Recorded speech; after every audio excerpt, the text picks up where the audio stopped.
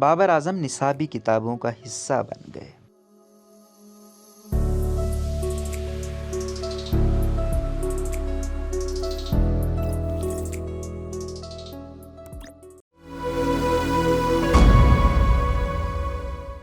कौमी कप्तान अपनी कारकर्दगी से एशिया कप तो ना दिला सके, अलबत्ता बाबर आजम की मशहूर कवर ड्राइव कौमी निसाब का हिस्सा ज़रूर बना दी गई है। वफाकी बोर्ड की फिजिक्स नाम किताब में बाबर आजम से मुतालिक सवाल शामिल किया गया जो सोशल मीडिया पर भी काफ़ी वायरल है। सवाल यह है कि अगर बाबर आजम 150 फुर की तवानाई से 120 ग्राम वजन वाली गेंद को कवर ड्राइव पर मारेंगे तो गेंद किस रफ्तार से बाउंड्री लाइन तक पहुंचेगी। वाज़ेह है कि बाबर आजम की कवर ड्राइव्स और स्ट्रोक्स दुनिया भर में मकबूल हैं और काफ़ी ममालिक के सीनियर खिलाड़ी और कमेंटेटर अपने नए खिलाड़ियों को बाबर आजम से कवर ड्राइव सीखने का मशवरा भी देते हैं।